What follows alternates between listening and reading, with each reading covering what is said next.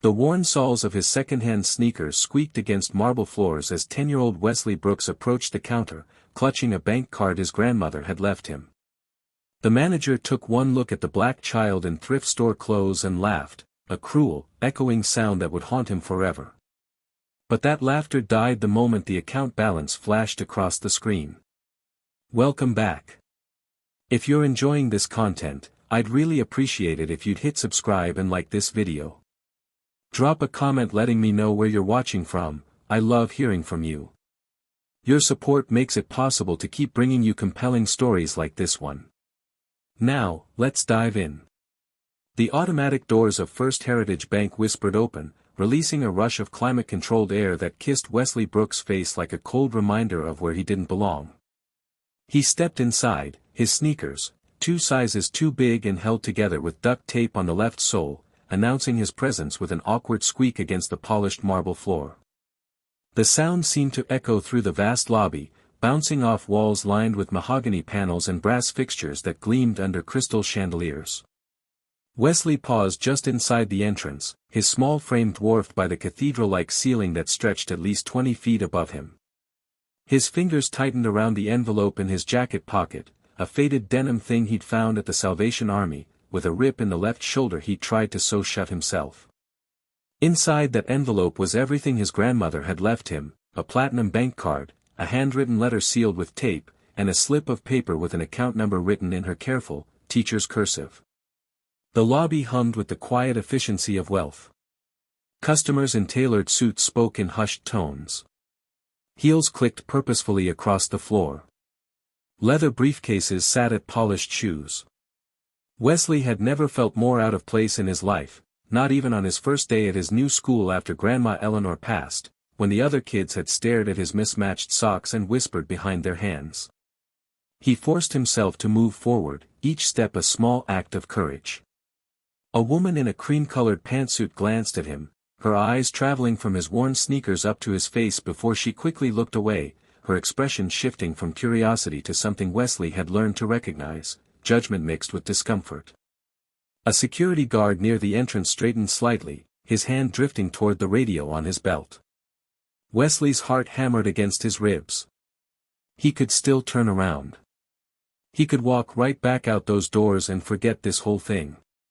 Uncle Lawrence had told him to wait, said he'd handle everything when he got back from his business trip. But Wesley had read Grandma's letter last night, really read it, and she'd been so specific. Check the account yourself, baby, she'd written. Make sure it's all there for you. Don't let anyone tell you you're not worthy of walking through those doors.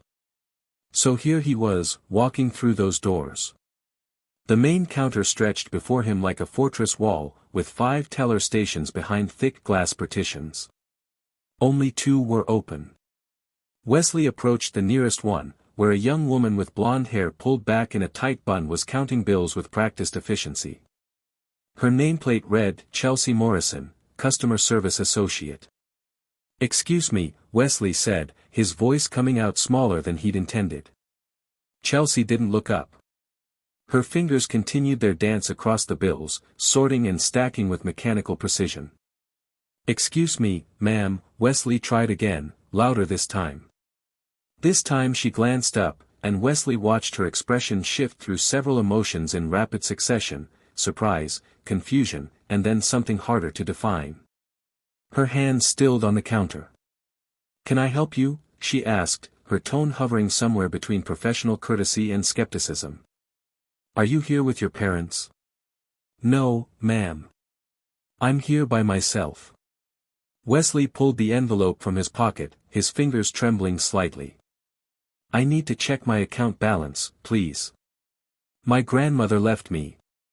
Honey, this is a bank, not a toy store.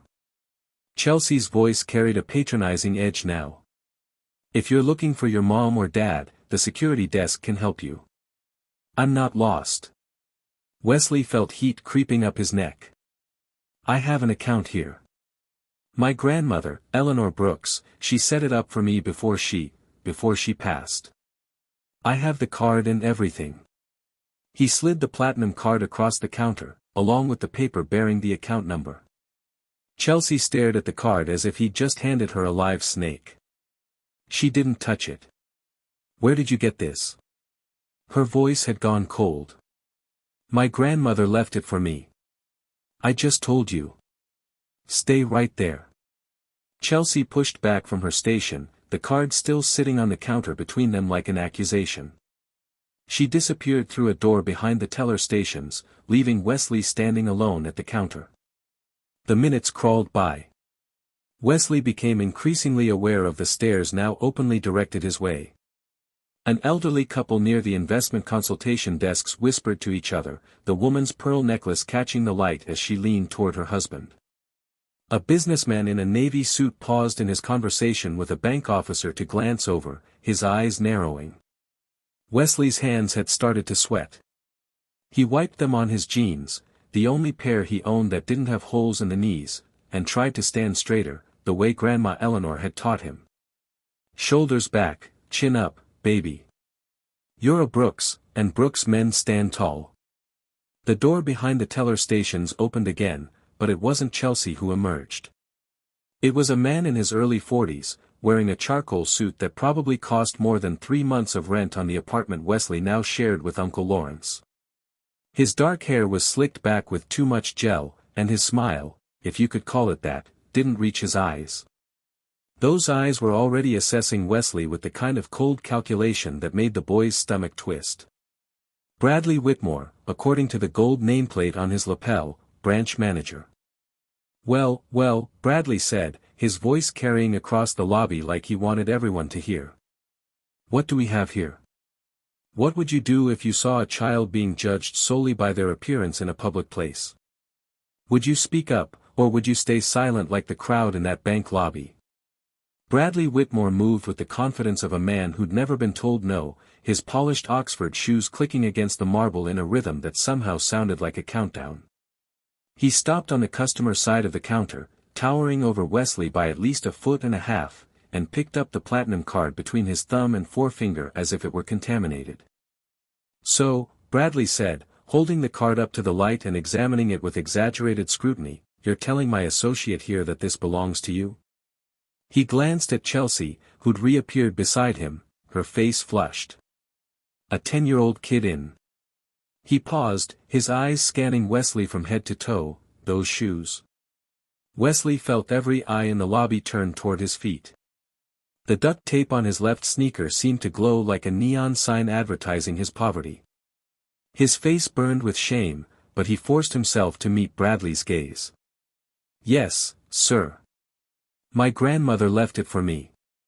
Her name was Eleanor Brooks. She had an account here for over 30 years. Eleanor Brooks, Bradley repeated slowly, as if tasting the name and finding it distasteful. He turned to Chelsea. Ring any bells? Chelsea shook her head quickly. I've only been here 6 months, Mr. Whitmore. But I can check the system. Don't bother. Bradley turned back to Wesley, and now his expression had shifted from amused condescension to something darker. Let me tell you what I think happened here, son. I think you found this card.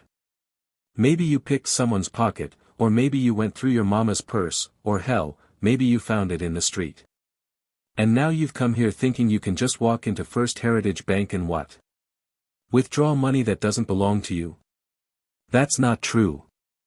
Wesley's voice cracked, and he hated himself for it. My grandmother gave it to me. She wrote me a letter and everything. A letter. Bradley's laugh was sharp and cruel, like breaking glass. Oh, well, if you have a letter, that changes everything. Tell me, did she also give you the PIN? The security questions? Or were you just planning to smile real pretty and hope we'd hand over the cash?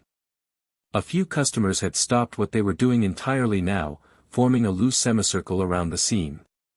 Wesley could feel their stares like weights pressing down on his shoulders.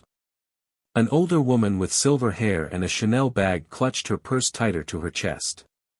The businessman in the navy suit had his phone out, pointed in Wesley's direction. I have the account number right there, Wesley said, his voice barely above a whisper now. He pointed to the paper still sitting on the counter. You can look it up. Please. I just want to know if the money is there like Grandma said. I'm not trying to take anything out. I just want to check. You want me to access an account based on a piece of paper that you could have written yourself? Bradley leaned down, bringing his face level with Wesley's. His breath smelled like coffee and mints trying to cover up cigarettes. Kid, I don't know what kind of scam you're trying to pull, but you picked the wrong bank and the wrong manager. First Heritage Bank serves clients of distinction. We have standards. Security protocols. We don't just hand out account information to every. He stopped himself, but Wesley heard the word that Bradley didn't say hanging in the air between them anyway. It was there in the way his lip curled, in the particular emphasis he'd placed on every, in the way his eyes had gone cold and flat. Every what? Wesley asked quietly. Every kid. Every black kid. Every poor kid who doesn't look like he belongs here.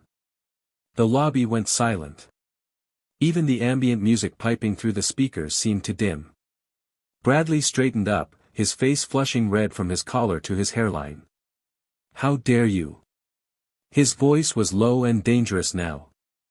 How dare you come into my bank, trying to commit fraud, and then play the race card when you get caught? You know what? I've had enough of this. He snapped his fingers at the security guard who'd been watching from near the entrance. Jerome. Get over here. The security guard, a broad-shouldered black man in his 50s with graying temples and kind eyes that looked uncomfortable with what they were seeing, approached slowly. Sir. This young man is attempting to access an account fraudulently. I want him escorted off the premises immediately. And call the police. Let them sort this out. The police? Wesley's voice came out as a squeak. His heart felt like it was trying to beat its way out of his chest. But I didn't do anything wrong. I'm telling the truth. Son, Jerome said gently, reaching for Wesley's shoulder, maybe you should just. Don't touch me. Wesley jerked away, and suddenly there were tears streaming down his face, hot and humiliating. I'm telling the truth. My grandmother worked her whole life, she saved every penny she could, and she left it for me so I could go to college and have a better life. She told me to come here and check. She told me not to let anyone make me feel like I don't belong. His voice had risen to a shout by the end, echoing off the marble and mahogany and brass. The whole lobby was watching now, at least 20 people witnessing his complete and utter humiliation. Wesley could see it in their faces, some looked pitying, some looked annoyed at the disruption, some looked satisfied, as if he'd confirmed exactly what they'd assumed the moment he walked through the door. Bradley crossed his arms, unmoved. Security footage will show you became aggressive and refused to cooperate. Jerome, remove him. Now. Wesley felt Jerome's large hand close gently but firmly around his upper arm. The card and the paper with the account number still sat on the counter, just inches away but suddenly unreachable. Everything his grandmother had left him, everything she'd worked for, dismissed as a lie because of how he looked. As Jerome began to guide him toward the door, Wesley found his voice one more time. Please, he said, looking back at Bradley Whitmore. Just look up the account. That's all I'm asking. Just look. Bradley was already walking away, calling over his shoulder, Chelsea, sanitize that counter. God knows where that card's been. Have you ever had someone refuse to believe you simply because of how you looked or where you came from? How did it make you feel, and what did you do about it? The afternoon sun felt like an interrogation lamp after the cool dimness of the bank. Wesley stood on the sidewalk outside First Heritage Bank, Jerome's hand still resting on his shoulder, not restraining him anymore, just there, a point of contact that felt more apologetic than authoritative. You all right, son? Jerome asked quietly, positioning himself so that his broad frame blocked Wesley from the view of passers-by on the busy downtown street. Wesley wiped his face with the back of his hand, smearing tears across his cheeks. His whole body was shaking, adrenaline and humiliation coursing through him in alternating waves. He didn't even look. He didn't even try to check if I was telling the truth. Jerome sighed, a deep sound that carried the weight of too many similar situations witnessed over too many years. He glanced back at the bank's glass doors, his jaw working like he was chewing on words he couldn't quite spit out. Listen to me. I've been doing security work for 23 years, worked at 6 different banks, and I've seen a lot of things that made my stomach turn. What just happened in there? That was wrong. Dead wrong. Then why didn't you say something? Wesley looked up at him, and he wasn't angry exactly, just exhausted in a way that 10-year-olds shouldn't be. You were right there. You saw everything. I know. And I'll have to live with that. Jerome reached into his pocket and pulled out the platinum card and the paper with the account number. Mr. Whitmore was so busy making a show of himself, he didn't notice when Chelsea slipped these to me.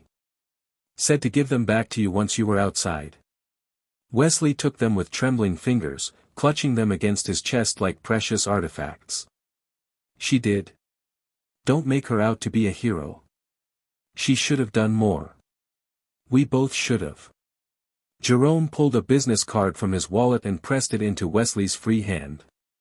But if you've got people, family, a guardian, you have them call me. I'll tell them exactly what I saw. Every word that man said, every look on his face. It matters, what happened in there. It matters that someone bears witness. Before Wesley could respond, Jerome's radio crackled to life. Bradley's voice came through, sharp and irritated. Jerome, get back in here. We need you to file an incident report. Jerome's expression darkened. He clicked the radio. On my way. Then, to Wesley, you get somewhere safe, you hear me? And you tell your people what happened. Don't let this be the end of it. He turned and walked back into the bank, leaving Wesley alone on the sidewalk with the card, the paper, and a business card from a security guard whose conscience had apparently arrived 5 minutes too late. Wesley started walking.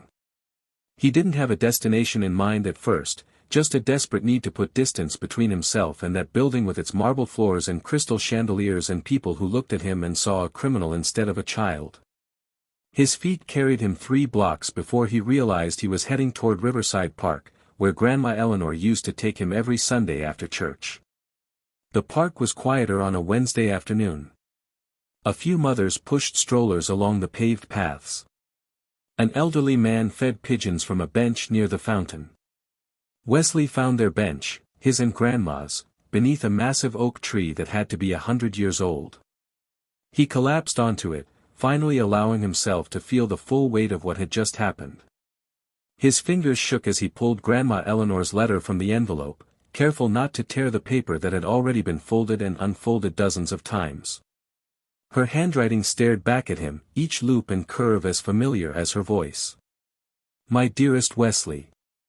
If you're reading this, then I've gone on to glory, and you're facing a world that can be cruel to boys who look like you and come from where we come from.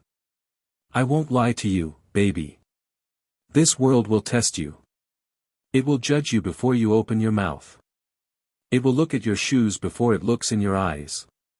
But I want you to remember something, and I want you to remember it with every fiber of your being. You are worthy. You are brilliant. You are loved beyond measure. And no one, and I mean no one, has the right to make you feel small. I've spent 37 years teaching children in underfunded schools, wearing the same 3 dresses in rotation, living in a 1-bedroom apartment with heat that only worked half the time. People looked at me and saw a poor black woman who'd never amount to much. But you know what I was really doing all those years? I was building your future. Every dollar I didn't spend on myself, I saved for you. Every overtime hour I worked tutoring after school, every summer I spent teaching summer school instead of taking vacations, all of it was for you. Because I knew that education would be your key, your weapon, your way out and your way up. The account I've left you has $487,263 in it. That's not a misprint, baby. That's 37 years of sacrifice and love, transformed into opportunity. That's 4 years at any college you want. That's graduate school if you choose it. That's a down payment on a house someday. That's freedom. But before you can use it, I need you to do something for me. I need you to walk into that bank by yourself and check that account. I need you to stand in that marble lobby in whatever shoes you're wearing and claim what's yours. Not because the money matters most, though it matters, but because you matter. Because I need you to learn, right at the start, that you belong in any room you choose to enter. Will it be hard? Probably. Will people judge you? Most likely. But baby, you are a Brooks, and Brooks men don't back down from hard things. We face them. We overcome them. We grow from them. Stand tall, my sweet boy. And remember that your grandmother's love is wrapped around every penny in that account, protecting you even when I can't be there to do it myself. All my love, always and forever, Grandma Eleanor. Wesley read it twice, then a third time, his tears falling onto the paper and smudging the ink slightly on the word, worthy. She'd known. Somehow, she'd known exactly what would happen. She'd known they'd look at him and see a thief, a fraud, a problem to be removed. And she'd sent him anyway, because she wanted him to learn that their judgment didn't define his truth. A shadow fell across the bench.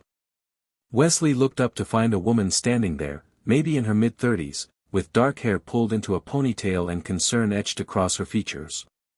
She wore yoga pants and a zip-up jacket, clearly having been jogging before she stopped. "Hey," she said gently. "I'm sorry to bother you, but are you okay? You've been sitting here crying for a while, and I just wanted to make sure you're safe.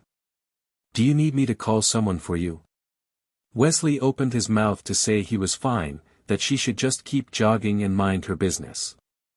But something in her face, genuine concern without pity, attention without judgment, made him tell the truth instead. "I just got kicked out of a bank for trying to check my own account," he said. "The manager called me a thief and almost had me arrested because he didn't believe a kid who looks like me could have money there." The woman's expression shifted through shock, anger, and something that looked like recognition. "Which bank?" "First Heritage. The one on Market Street. Bradley Whitmore's branch. You know him?" Her mouth formed a tight line. "Unfortunately, yes. I'm an attorney. Diane Chen. And what that man did to you? That's not just wrong, it's actionable. When was the last time a stranger showed you kindness when you needed it most? Did it restore your faith in humanity, even just a little bit?" Diane Chen sat down on the bench beside Wesley, maintaining a respectful distance but angling her body toward him in a way that suggested she wasn't going anywhere until she heard the whole story.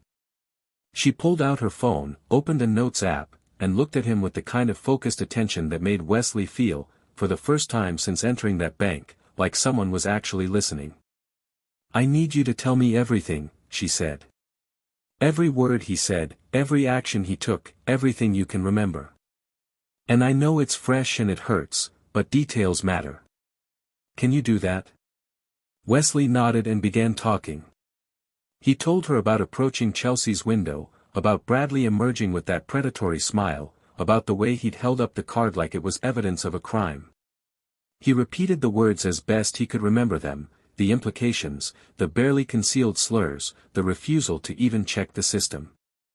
He told her about the crowd that had gathered, about the phones that had been pulled out to record his humiliation, about Jerome's gentle hands and apologetic eyes. Diane's fingers flew across her phone screen, capturing every detail. Her expression grew darker with each sentence, a storm gathering behind her eyes. "And you have documentation?" she asked when he finished. "The card, the account information, something that proves this account exists and belongs to you?" Wesley showed her everything, the platinum card with his name embossed on it, the paper with the account number in his grandmother's handwriting, and finally, Eleanor's letter. Diane read it slowly, and when she finished, she had to wipe her own eyes. "Your grandmother was a remarkable woman," she said quietly. "And she was right about everything except one thing." "What's that?" "She underestimated how much worse it would be than she imagined." Diane handed the letter back carefully. "Wesley, what happened to you today wasn't just rude or unprofessional. It was discrimination. Potentially criminal harassment of a minor. And if that account is as substantial as your grandmother indicated, then Bradley Whitmore just exposed his bank to a lawsuit that could cost them millions. The words felt too big, too adult, too far removed from Wesley's reality. I don't want to sue anyone. I just wanted to check my account. I know. But sometimes the right thing to do and the thing you want to do aren't the same. Diane leaned back against the bench, her gaze distant. 3 years ago, Bradley Whitmore denied my brother a business loan. My brother had perfect credit, a solid business plan, letters of recommendation from every professor in his MBA program. Bradley spent 20 minutes lecturing him about his people and cultural attitudes toward debt, before rejecting the application without even submitting it to underwriting. My brother filed a complaint. The bank buried it. Bradley got promoted 6 months later. I'm sorry, Wesley said, because he didn't know what else to say. Don't be sorry. Be angry. Be determined. Be unwilling to let men like Bradley Whitmore keep getting away with this. Diane stood up, brushing off her yoga pants. But first things first, we need to get that account verified and get you access to what's rightfully yours. Do you have a guardian? Someone who can advocate for you? My Uncle Lawrence. He's on a business trip, but he gets back tomorrow. What's his full name? Lawrence Brooks. He works for some investment company. Meridian Capital something. Diane's eyebrows shot up. Meridian Capital Holdings. Lawrence Brooks is your uncle. Wesley nodded, confused by her reaction. You know him? Know of him. He's only one of the most powerful venture capitalists on the East Coast. She let out a low whistle. Oh, Bradley Whitmore has no idea what's about to hit him. Wesley, does your uncle know about this account? Not really. Grandma Eleanor told him there was something for me, but she wanted me to handle it myself first. She made him promise to let me try. Smart woman. Teaching you independence while knowing you'd have backup if things went wrong. Diane pulled out a business card and handed it to Wesley, the second one he'd received in the last hour. Listen to me carefully. When your uncle gets back, you tell him everything. Everything. And you have him call me immediately. I'm going to do some digging on my end, see what kind of history First Heritage has with discrimination complaints. But in the meantime, I need you to do something for me. What? Don't go back to that bank alone. Not until your uncle is with you. Men like Bradley. They double down when they're challenged. They don't admit mistakes, they manufacture evidence to justify their behavior. If you go back alone, he might claim you were trespassing or threatening or who knows what. We need to be strategic about this. Wesley thought about his grandmother's letter, about her insistence that he walk into that bank and claim what was his. He'd done that. He'd stood tall like she asked. He'd faced the judgment and survived it. Maybe the lesson wasn't about doing it alone, maybe it was about knowing when to accept help. Okay, he said. I'll wait for Uncle Lawrence. Good. Diane checked her watch. I hate to leave you here, but I need to get back to my office and start making calls. Are you safe to get home? Do you need a ride? I'm okay. It's not far. It was actually a 40-minute walk, but Wesley suddenly wanted to be alone with his thoughts, to process everything that had happened. Diane hesitated, clearly torn between her schedule and her concern. Finally, she pulled a $20 bill from her jacket pocket. Take this. Get an Uber or a cab. Please. I know you don't know me, and I know you're probably tired of adults making assumptions, but I'm asking you as someone who sees you and believes you, get home safe. Wesley took the money, recognizing it for what it was, not pity, but respect. An acknowledgement that he'd been through something traumatic and deserved to take care of himself. Thank you. Thank your grandmother. She raised someone special. Diane started jogging backward, already pulling out her phone. Remember, Have your uncle call me. And Wesley? What happened today doesn't define you. How you handle what comes next. That will. She turned and jogged away, leaving Wesley alone on the bench with 2 business cards, a $20 bill, a platinum bank card he couldn't use, and a grandmother's letter that had somehow predicted his entire awful afternoon. He sat there for another 10 minutes, watching the fountain spray its endless patterns into the air, thinking about Bradley Whitmore's sneering face and Jerome's guilty eyes and Chelsea's hands slipping him back his belongings like contraband. He thought about Diane Chen stopping her jog to check on a crying kid, and about Uncle Lawrence coming home tomorrow to news that would probably make him lose his mind. But mostly, he thought about his grandmother's words, "You belong in any room you choose to enter." Tomorrow, he'd prove it. Have you ever witnessed injustice and wished you'd done more in the moment? What stops us from speaking up when we see something wrong happening right in front of us? Uncle Lawrence's apartment was on the 14th floor of a modern high-rise in the financial district, a 2-bedroom space with floor-to-ceiling windows that overlooked the city skyline. Wesley had lived there for 3 months now, ever since the funeral, and he still wasn't used to the way the lights twinkled at night like earthbound stars, or how quiet everything was compared to the neighborhood where he and Grandma Eleanor had lived. He let himself in with his key, grateful that Uncle Lawrence wouldn't be home until tomorrow evening. He needed time to figure out how to explain what had happened, how to tell the story without sounding like a child who'd failed at the one task his grandmother had given him. The apartment felt too large and too empty. Wesley dropped his jacket on the hook by the door, Uncle Lawrence was particular about things having their place, and walked to the kitchen. There was a note on the refrigerator in his uncle's precise handwriting, "Leftover pasta in the fridge. Heat for 2 minutes. Fruit salad for dessert. Call if you need anything. Back tomorrow by 6 p.m.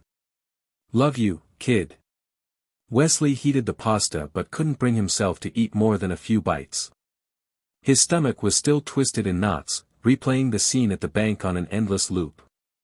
He kept seeing Bradley Whitmore's face, kept hearing that laugh that had made everyone in the lobby turn and stare. He kept feeling the weight of Jerome's hand on his shoulder, gentle but unyielding, guiding him toward the exit like he was trash being taken out. He tried to do his homework but couldn't focus. The words in his history textbook swam across the page meaninglessly. Something about the Civil War, about battles and dates and outcomes that felt distant and irrelevant compared to the war he'd just lost in a bank lobby. By 8 o'clock, Wesley gave up on pretending to be productive. He went to his room, the smaller of the 2 bedrooms, which Uncle Lawrence had let him decorate however he wanted, and sat on his bed, surrounded by the few possessions that had survived the transition from his old life. A basketball signed by a local player who'd visited Grandma Eleanor's school. A stack of books she'd given him over the years, mostly biographies of people who'd overcome impossible odds. A framed photo of the 2 of them at his 5th grade graduation, her arm around his shoulders, both of them grinning at the camera. He picked up the photo, traced his finger along her face. She'd been 63 in that picture but had looked older, worn down by decades of working 2 jobs and raising a grandson alone after his mother had disappeared when he was 2. But her eyes were bright, filled with pride and hope and unshakable love. "I tried, Grandma," he whispered to the photo. "I tried just like you said. But it wasn't enough. I wasn't enough." His phone buzzed.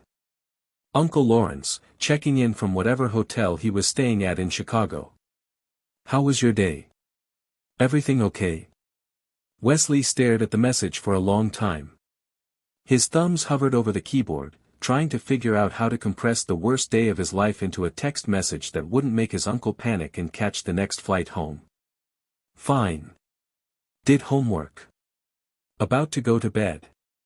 3 dots appeared, indicating Uncle Lawrence was typing. They disappeared. Appeared again. Finally. "You sure? You sound off." Wesley almost told him then. Almost typed out the whole story about the bank and Bradley and the humiliation. But something stopped him, maybe pride, maybe shame, maybe the same stubborn independence that had made Grandma Eleanor insist he handle this himself first. Just tired. Missing Grandma today. I know, kid. Me too. We'll talk when I get home tomorrow. Love you. Love you too. Wesley set the phone down and lay back on his bed, staring at the ceiling. The apartment was so quiet he could hear the hum of the refrigerator in the kitchen, the distant sound of a siren somewhere in the city below, the whisper of his own breathing. He must have fallen asleep eventually, because when he opened his eyes, sunlight was streaming through his window and his phone was buzzing insistently. He grabbed it, squinting at the screen. It was a number he didn't recognize. Hello? Wesley Brooks? A woman's voice, professional and crisp. Yes. This is Patricia Moreland, Regional Director for First Heritage Bank. I understand you had an incident at our Market Street branch yesterday. I'd like to speak with you and your guardian at your earliest convenience. Would 3 o'clock this afternoon work? Wesley sat up so fast his head spun. Who told you? We have multiple sources. A security guard filed an internal complaint. A customer submitted a detailed account of what she witnessed. And someone sent us security footage from the lobby. Patricia's voice softened slightly. Wesley, I need you to understand that what happened to you is not representative of our bank's values or policies. But I also need to hear your version of events before we proceed with our internal investigation. I have school. This is more important than school. I've already called and arranged for an excused absence. All I need is confirmation that you and your guardian can meet with me this afternoon. My uncle doesn't get back until 6. There was a pause. Your uncle is Lawrence Brooks, correct? Of Meridian Capital Holdings? Yes. Another pause, longer this time. When Patricia spoke again, her voice had changed, not quite nervous, but definitely more careful. I see. In that case, let me reschedule for 6:30 this evening. Would that be acceptable? I guess so. But I need to ask him first. Of course. Have him call me at this number when he's available. Wesley. I'm very sorry for what you experienced. That's not who we are, and we're going to make this right. She hung up before he could respond. Wesley stared at his phone, his mind racing. Security footage. Multiple sources. An internal investigation. Things were moving fast, too fast. He'd expected to tell Uncle Lawrence the story tonight, maybe file a complaint tomorrow, maybe eventually get an apology or something. He hadn't expected the bank to come to him first. He looked at the 2 business cards on his nightstand, Jerome's and Diane Chen's. 3 people had witnessed his humiliation and decided it mattered enough to act. 3 strangers had seen something wrong and refused to let it slide. Maybe that's what Grandma Eleanor had really wanted him to learn. Not just that he belonged in that bank, but that standing up for what was right sometimes meant accepting help from people who saw your worth even when others didn't. Wesley picked up his phone and texted Uncle Lawrence. Something happened yesterday. Need to talk when you get home. It's important. The response came almost immediately. On my way to the airport now. Be home by 2. Whatever it is, we'll handle it together. Wesley felt something loosen in his chest. He wasn't alone in this. He'd never been alone in this. Grandma Eleanor had known that too, had known that teaching him to stand alone didn't mean he had to stay alone. He got up, showered, got dressed in his school uniform even though he wasn't going. He made himself eat breakfast. He pulled out his homework and actually completed it this time, his mind clearer now that he knew backup was coming. At 1:30, he heard the key in the lock. Uncle Lawrence came through the door like a force of nature, still in his business suit, rolling suitcase abandoned by the entrance. He crossed the living room in 3 strides and pulled Wesley into a hug that felt like coming home. Talk to me, he said. What happened? So Wesley told him everything. When something goes wrong, do you tend to face it alone, or do you reach out for help? What makes the difference between suffering in silence and asking for support? Uncle Lawrence's face went through several transformations as Wesley told the story. First came concern, creasing his forehead as Wesley described walking into the bank alone. Then confusion when Wesley mentioned Bradley's initial dismissal. The confusion shifted to anger, quiet at first, a tightening around his jaw, when Wesley recounted the accusations of theft. But by the time Wesley got to the part where Bradley had called security and had him physically removed from the building, his uncle's expression had gone completely still, the kind of dangerous calm that was somehow more frightening than rage. Wesley had seen that look only once before, when a teacher at his old school had suggested that maybe Wesley wasn't gifted material, despite his test scores. Grandma Eleanor had gone to the school the next day. The teacher had transferred to a different district a month later. "Say that part again," Uncle Lawrence said, his voice barely above a whisper. "The part where he refused to even check the account. He said he wouldn't access an account based on a piece of paper I could have written myself. He said First Heritage serves clients of distinction and has security protocols. He said," Wesley's voice caught. "He said I picked the wrong bank and the wrong manager." "The wrong manager," Uncle Lawrence repeated slowly. He stood up from the couch and walked to the window, his hands clasped behind his back. The afternoon sun cast his silhouette in sharp relief against the skyline. "Wesley, do you know what I do? I mean, really do. You work with companies. Help them get money to grow. That's part of it. But specifically, I invest in businesses and financial institutions. I analyze their potential, their leadership, their values. And when I believe in them, I put substantial money behind that belief." He turned back to face Wesley. "Meridian Capital Holdings owns 34% of First Heritage Bank.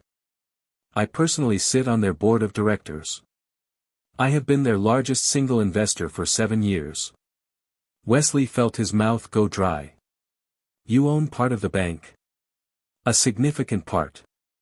Which means that when Bradley Whitmore humiliated you, accused you of fraud, and had you physically removed from the premises, he wasn't just abusing a child. He was abusing the nephew of the man who quite literally controls his professional future."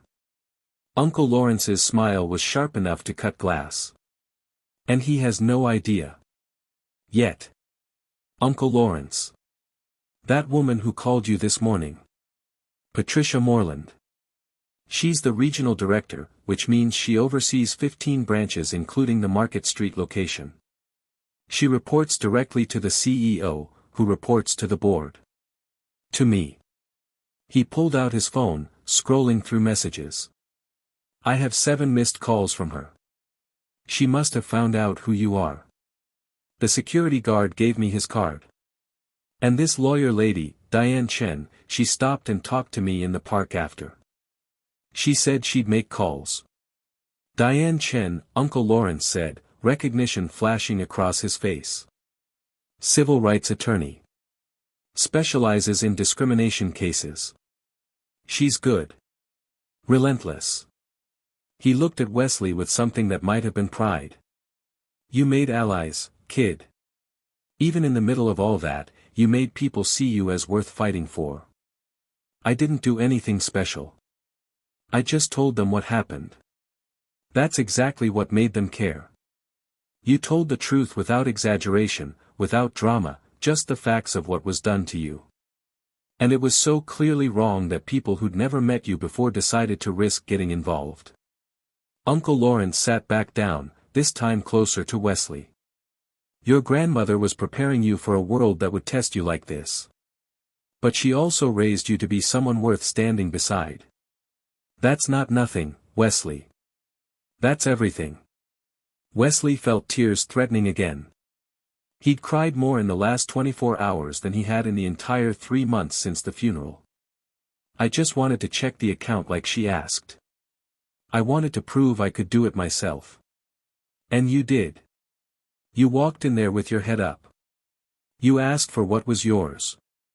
You stood your ground even when a grown man tried to intimidate you, even when a crowd gathered to watch you be humiliated. You did exactly what she asked you to do." Uncle Lawrence squeezed his shoulder. What happened next wasn't failure, Wesley. It was evidence. Evidence of exactly the kind of prejudice and cruelty that your grandmother knew you'd face. And now we're going to make sure Bradley Whitmore faces consequences for it. Patricia wants to meet at 6:30 tonight. Of course she does. Damage control. She'll apologize profusely, offer some token gesture, maybe suspend Bradley for a few days, and hope will quietly go away. Uncle Lawrence's expression hardened again. But that's not what's going to happen. We're going to that meeting, but not to accept their apologies. We're going to get you access to your account, get a full accounting of exactly what Bradley said and did, and then we're going to make sure this never happens to another child in any First Heritage Bank location ever again. How? By using the one thing men like Bradley understand, power. Real power, not the petty kind he wields over people he thinks can't fight back. Uncle Lawrence stood up and extended his hand to Wesley. Come on. We have 3 hours before that meeting. Let's get you something decent to wear, not because what you wore yesterday was wrong, but because I want Bradley Whitmore to see exactly what he missed. And then we're going to pick up your grandmother's account records, every statement, every transaction for the last 30 years. I want him to see exactly how much that kid in worn-out shoes is worth. Wesley took his uncle's hand and let himself be pulled to his feet. Something was shifting inside him, the shame and humiliation from yesterday beginning to transform into something else.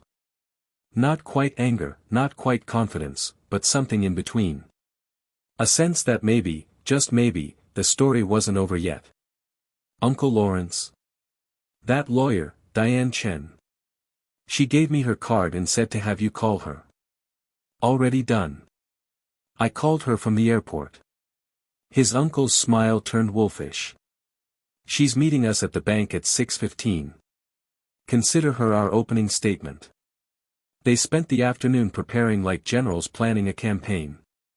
Uncle Lawrence made a dozen phone calls, his voice alternating between cordial and coldly professional depending on who answered.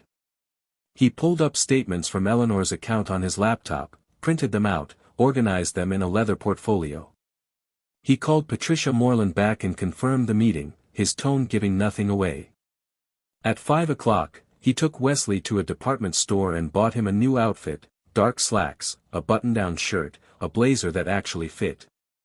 New shoes that didn't have duct tape or squeaking soles. Wesley looked at himself in the dressing room mirror and barely recognized the boy staring back. He looked older somehow. More serious. Like someone who belonged in marble lobbies and mahogany offices. How do you feel? Uncle Lawrence asked. Wesley thought about it. Ready. Good.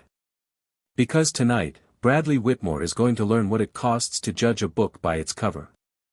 And Wesley, your grandmother is going to be so proud. Have you ever had someone powerful stand up for you when you couldn't stand up for yourself? How did it change the way you see your own worth? They arrived at First Heritage Bank at exactly 6:15, just as the last of the regular customers were being ushered out by staff preparing to close for the day. Diane Chen was waiting outside, dressed in a charcoal suit that screamed courtroom ready, a leather briefcase in one hand and a tablet in the other. She spotted Wesley immediately and her expression softened. Nice shoes, she said with a slight smile. Much better than yesterday's, though those told their own important story. Ms. Chen. Uncle Lawrence extended his hand. Lawrence Brooks. Thank you for getting involved. Diane, please. And I didn't get involved, I couldn't not get involved after hearing what happened. She shook his hand firmly. I've spent the last 24 hours pulling everything I could find on Bradley Whitmore and this branch. 3 discrimination complaints in the last 2 years, all quietly settled with NDAs. 2 complaints from employees about hostile work environment. And that's just what made it to official channels. I found a Reddit thread with at least a dozen stories from people describing similar experiences at this location. Uncle Lawrence's jaw tightened. Patricia Moreland know about all this? If she doesn't, she's incompetent. If she does, she's complicit. Diane glanced at her watch. We have 10 minutes. Let's talk strategy. What do you want out of this meeting? Everything, Uncle Lawrence said simply. Full access to Wesley's account, immediately. Bradley Whitmore fired, not suspended or transferred, gone. A formal apology from the bank's CEO, in writing. And systemic changes to prevent this from happening again. That's a good start. I'd add mandatory bias training for all staff, an independent review of lending and account management practices, and a scholarship fund in Eleanor Brooks' name. Diane looked at Wesley. And I think Wesley should be the one to tell them what he wants. His voice, his story, his terms. Wesley felt his stomach flip. I don't know what to say. Yes, you do, Uncle Lawrence said quietly. You know exactly what they took from you yesterday. You know exactly what your grandmother would expect from them today. Trust yourself.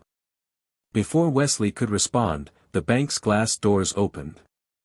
A woman emerged, late 40s, impeccably dressed in a navy suit, her dark hair styled in a professional bob. Her smile was practiced but her eyes were worried. Mr. Brooks. You must be Wesley. I'm Patricia Moreland. She extended her hand to Uncle Lawrence, then to Wesley, who shook it hesitantly. Her gaze flicked to Diane. And you are? Diane Chen. I'm here as Wesley's advocate and potential legal counsel. Patricia's smile tightened almost imperceptibly. I see. Well, shall we? I have a conference room prepared upstairs where we can speak privately. They followed her into the bank. The marble lobby was mostly empty now, just a few tellers counting their drawers behind the glass partitions.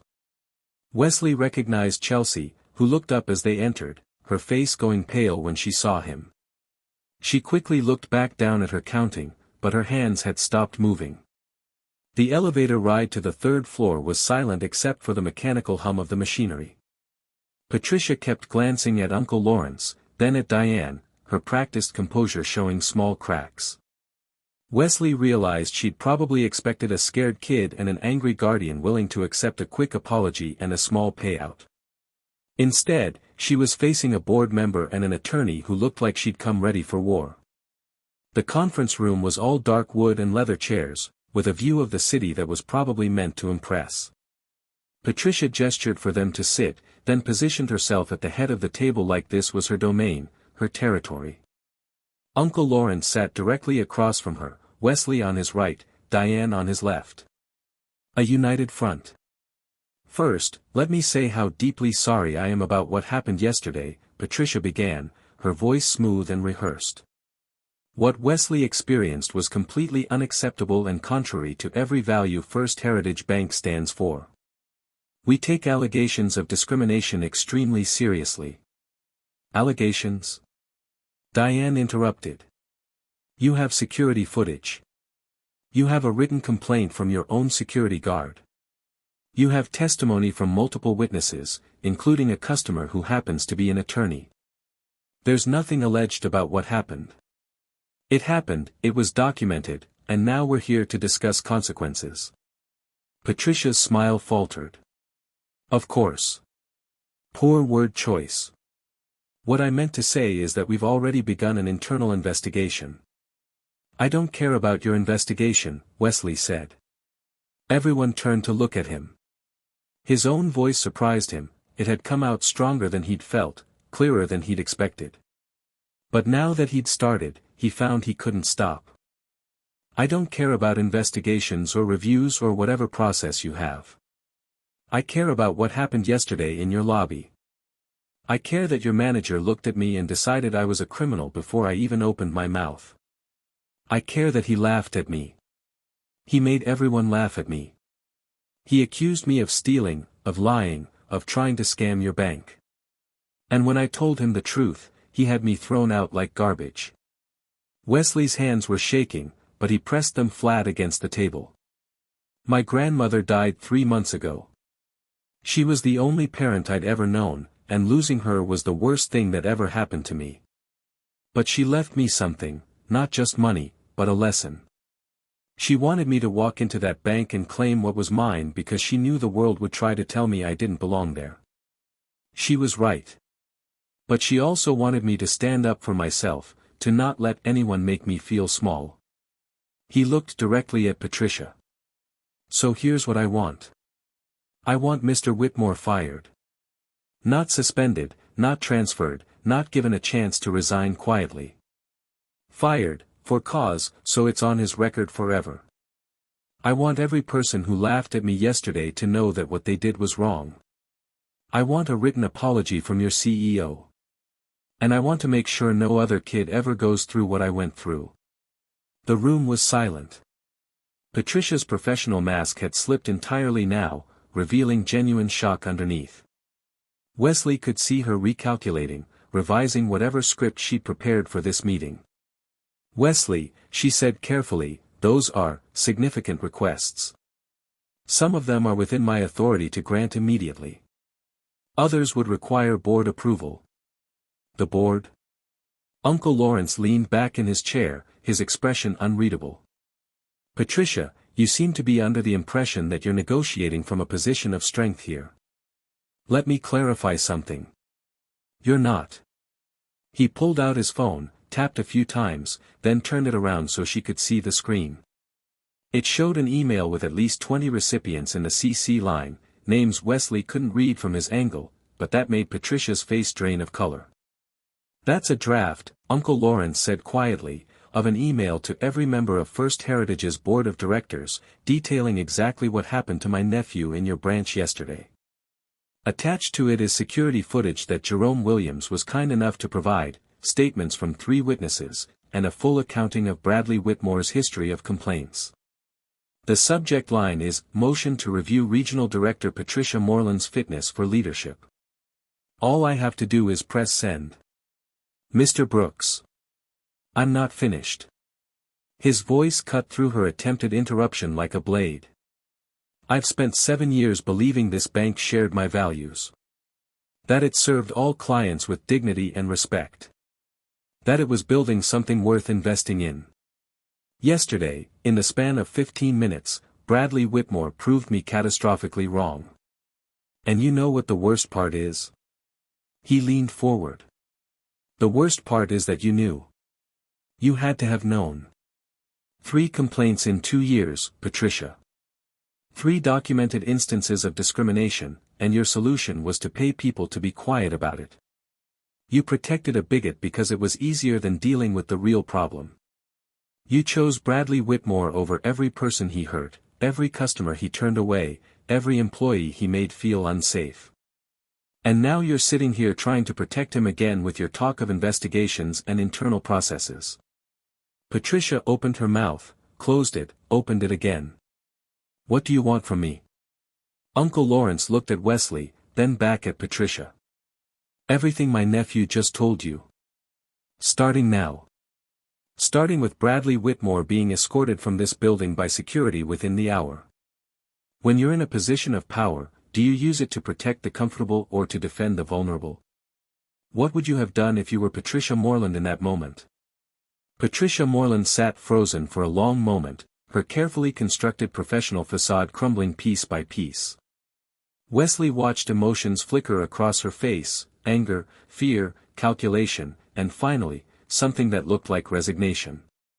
She picked up her phone with trembling fingers. Get me Bradley Whitmore, she said into the receiver. Conference room 3A. Immediately. And have Jerome Williams and Chelsea Morrison come up as well. She paused, listening to whoever was on the other end.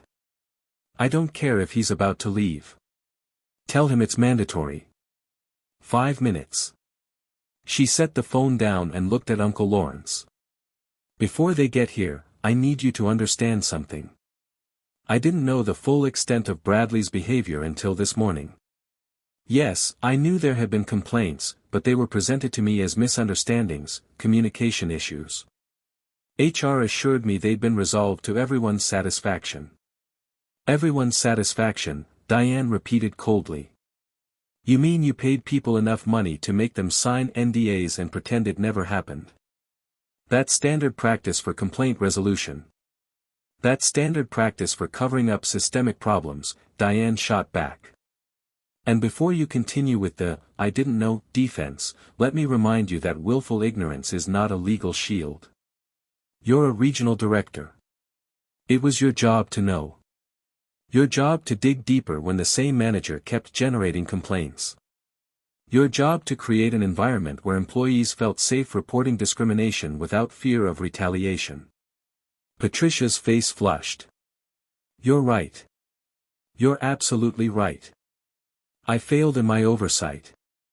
I trusted the wrong people, and I prioritized the bank's reputation over our customers' experiences. But I can't undo what happened yesterday. All I can do is try to make it right starting now. Then start, Uncle Lawrence said simply. The conference room door opened. Bradley Whitmore walked in with the confident stride of a man who thought he was being called in to give his side of some minor complaint. He wore a different suit today, charcoal gray with subtle pinstripes, and his hair was perfectly styled. His expression changed the moment he saw Wesley, confusion crossing his features, followed quickly by irritation. Patricia, what's this about? I have dinner plans. He stopped mid-sentence when he recognized Uncle Lawrence. Wesley watched the color drain from Bradley's face as he made the connection. Mr. Brooks. I didn't realize you were. That is, I wasn't informed. Sit down, Bradley, Patricia said, her voice like ice. Jerome Williams entered next, still in his security uniform, his expression wary.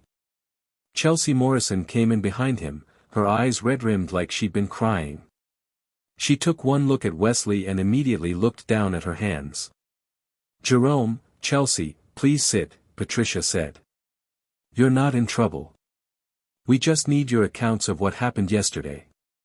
Bradley finally seemed to grasp the situation. He remained standing, his jaw tight. If this is about that kid trying to pull a scam yesterday, I handled it exactly according to protocol. We had a potential fraud situation, and I... Shut up, Uncle Lawrence said quietly.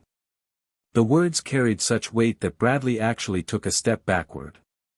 Don't say another word until you hear exactly what you did. Uncle Lawrence pulled out the leather portfolio and extracted a stack of papers. He slid them across the table to Bradley, who picked them up with shaking hands.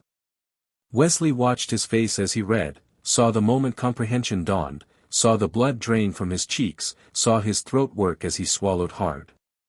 That's a 37-year account history for Eleanor Brooks, now transferred to her grandson, Wesley. 37 years of consistent deposits. 37 years of compound interest. 37 years of a teacher who never made more than $42,000 a year saving every penny she could for this child's future. Uncle Lawrence's voice was deadly calm. The current balance, as of this morning, is $487,263. That's the account you accused a 10-year-old boy of trying to steal. Bradley's hands were trembling so badly the papers rattled. I didn't. How was I supposed to know? You were supposed to check, Diane interjected. That's literally your job. A child came to your bank with a legitimate platinum card, a valid account number, and a polite request to verify his balance. Your job was to verify his identity and check the account. Instead, you publicly humiliated him, accused him of fraud, and had him physically removed from the premises. All without ever once looking at your computer screen. He looked like, Bradley started, then caught himself. Like what? Wesley asked, his voice small but clear. Finish that sentence, Mr. Whitmore. I looked like what? The silence stretched out, thick and suffocating. Bradley's mouth opened and closed, but no words came out. His eyes darted around the room, looking for an exit, for an ally, for anything that might save him. I think we all know what you were going to say, Jerome spoke up from his seat. He looked at Patricia. Ma'am, I filed a complaint this morning because I've been working security for this bank for 8 years, and yesterday was the worst thing I've ever seen happen in this building. That child was polite, respectful, honest. He had every right to be there. And Mr. Whitmore treated him like a criminal because of how he was dressed and the color of his skin. I've watched Mr. Whitmore interact with customers for years, and I can tell you this wasn't an isolated incident. It's a pattern. Chelsea raised her hand slightly, like she was still in school. I need to say something too.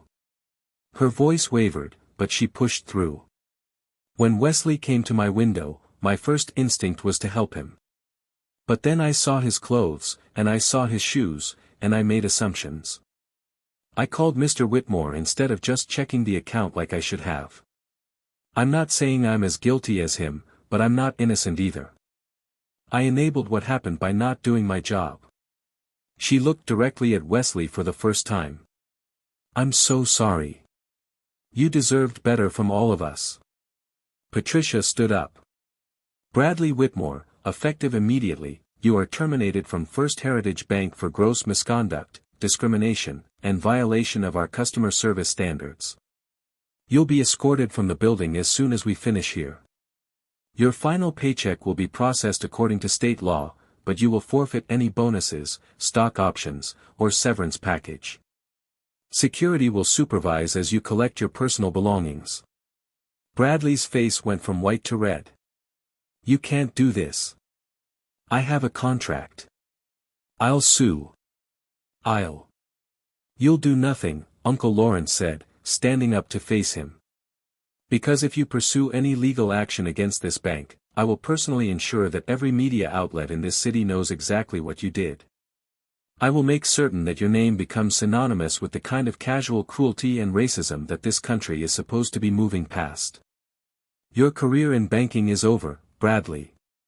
The only question is whether it ends quietly or publicly. I'd suggest you choose quietly.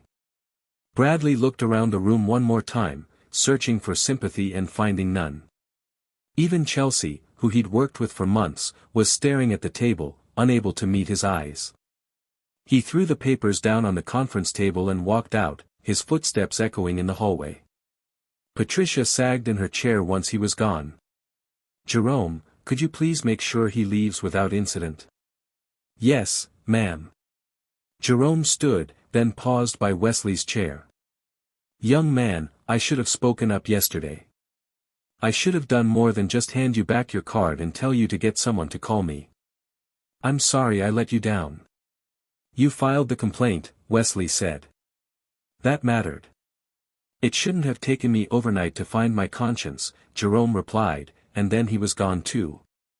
When you witness wrongdoing, how long does it take you to act? Is next day courage better than no courage at all, or is there no redemption in delayed justice?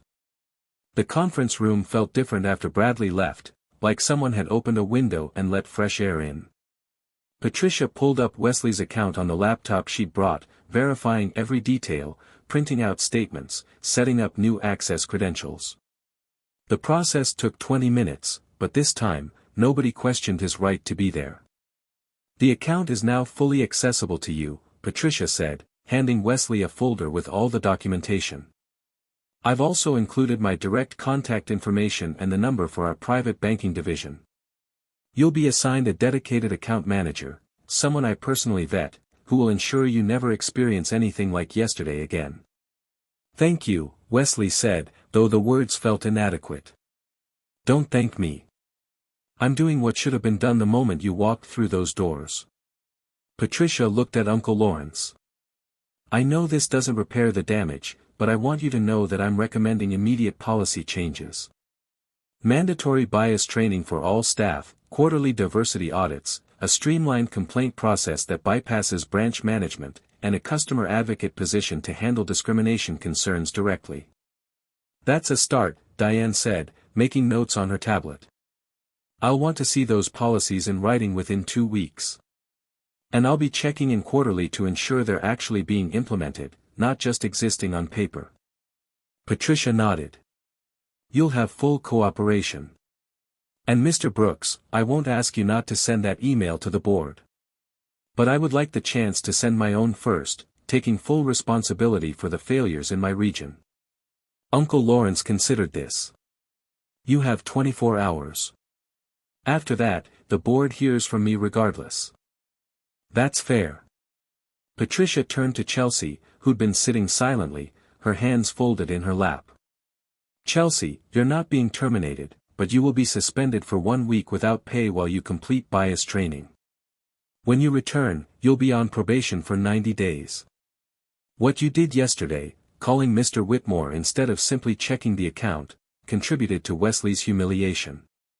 Your apology was genuine, and your honesty today counts for something. But actions have consequences. Chelsea nodded, tears streaming down her face. I understand. And Wesley, I know my apology doesn't fix what happened, but I want you to know that I'm going to do better. I'm going to be better. Wesley didn't know what to say to that. Part of him was still angry at her, at everyone who'd stood by and watched. But another part of him recognized that she was trying, that acknowledgement and change had to start somewhere. Okay, he said simply. It wasn't forgiveness, not yet, but it was acknowledgement. The meeting ended shortly after. Patricia promised to have the CEO's written apology delivered within 48 hours, along with a proposal for the Eleanor Brooks Memorial Scholarship Fund that would help underprivileged students in the community. Uncle Lawrence promised to hold his email for 24 hours. Diane promised to follow up on every commitment made. As they left the bank, Wesley looked back at the marble lobby one more time. It looked different now, less intimidating, less like a fortress designed to keep people like him out. Or maybe he was the one who was different. Maybe he'd learned what his grandmother really wanted him to learn, that belonging wasn't about permission, it was about presence. About showing up and refusing to be diminished. How do you feel? Uncle Lawrence asked as they walked to his car. Wesley thought about it. Tired. Angry. Relieved. All of it at once. That's normal. What Bradley did to you, that doesn't go away overnight. But you stood up for yourself, Wesley. You didn't back down, even when it would have been easier. Even when it hurt. Grandma knew this would happen, Wesley said. She knew someone would treat me like that, and she sent me anyway. Why? Because she also knew you'd survive it. She knew you were strong enough to face it and come out the other side. And she knew that someday, you'd face worse, subtler prejudice, quieter discrimination, and she wanted you to have this experience to draw from. She wanted you to know, deep in your bones, that your worth isn't determined by other people's blindness. They drove home in comfortable silence.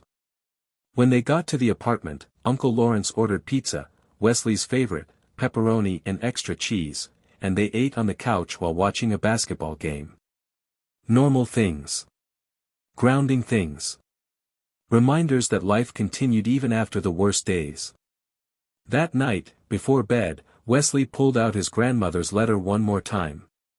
He read it through, every word, but this time he noticed something he'd missed before. At the very bottom, after her signature, there was a P.S. written in slightly shakier handwriting, like she'd added it later. P.S. Baby, if you're reading this after visiting the bank, I hope you're okay. I hope you know that whatever happened there says nothing about you and everything about the people who failed to see you. But I also hope you found allies. I hope someone stood up for you, spoke up for you, or at least witnessed what happened and refused to let it be forgotten. The world is full of people like Bradley Whitmore, but it's also full of people like Jerome and Diane and your Uncle Lawrence. People who see injustice and decide to do something about it. Be like them, Wesley. And when you're grown, when you have power and influence and resources, remember this day. Remember what it felt like to be judged unfairly. And use that memory to ensure you never make someone else feel that way. That's the real lesson, baby. Not just surviving prejudice, but refusing to perpetuate it.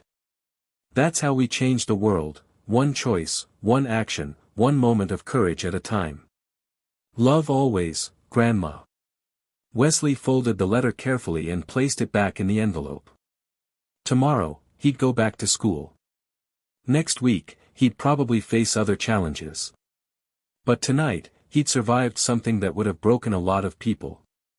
He'd walked into that bank alone, been humiliated and dismissed, and somehow come out the other side with his dignity intact and his grandmother's legacy secured.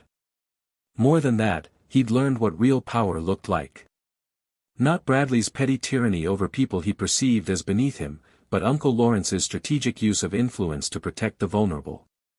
Not Patricia's bureaucratic hand-wringing, but Diane's willingness to stop her day and fight for a stranger.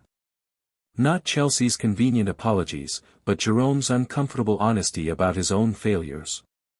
3 months ago, Wesley had lost the most important person in his world.